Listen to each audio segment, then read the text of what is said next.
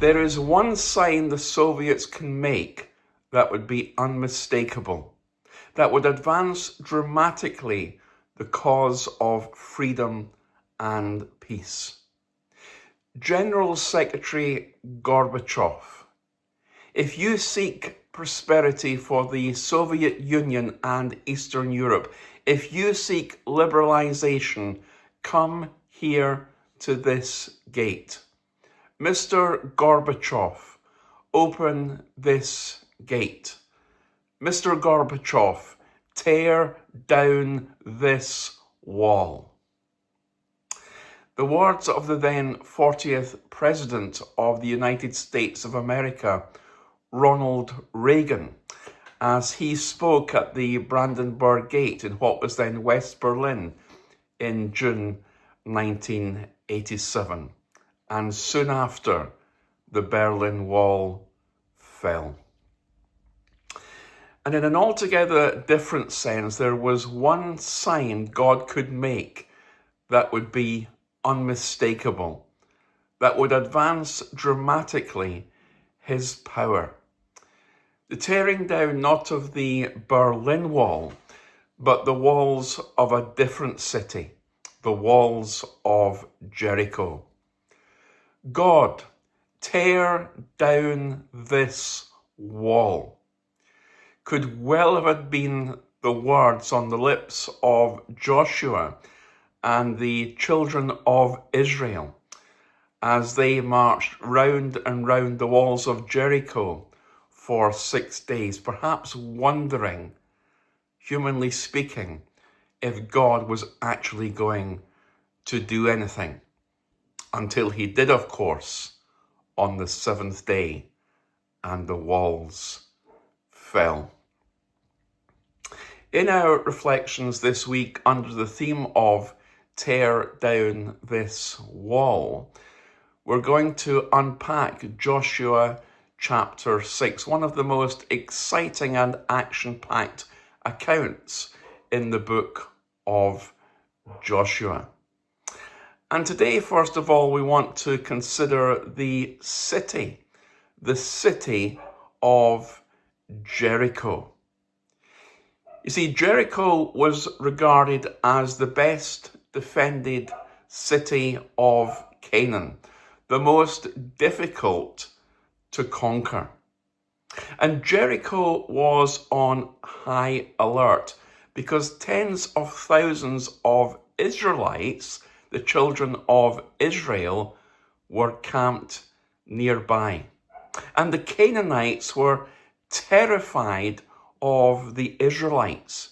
They knew that Israelite spies had visited the city. We read that in Joshua chapter 2, and therefore the city was securely locked and shut up.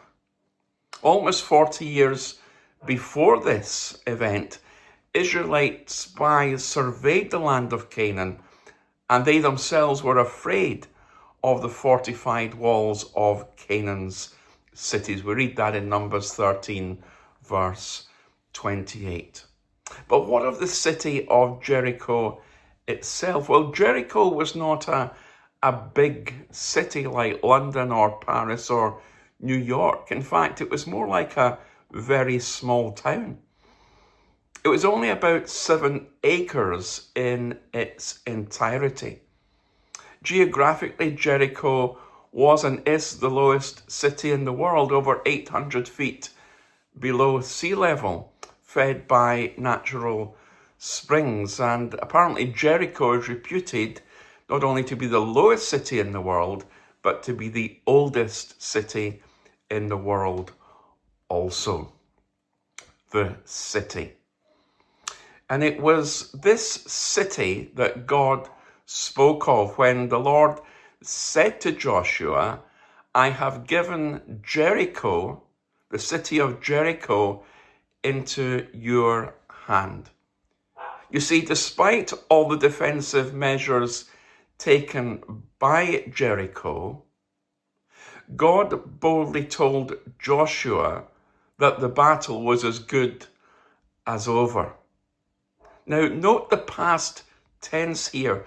God said that Jericho already belonged to Israel. I have given, not that I was going to give, not that I am giving, I have given Jericho into your hand. It already belonged. God had gone ahead and prepared. Everything up to this point regarding the conquest of Canaan had been preliminary and preparatory. And now the real task before Israel was to be faced and was to be accomplished. The taking of the city and the walls of the city coming tumbling down. You see, the Canaanites, those who lived in the city of Jericho, were to be dispossessed if Israel was to occupy what God had promised them. And what had God promised them? Well, God had promised them the land of Canaan. They had come across the Jordan.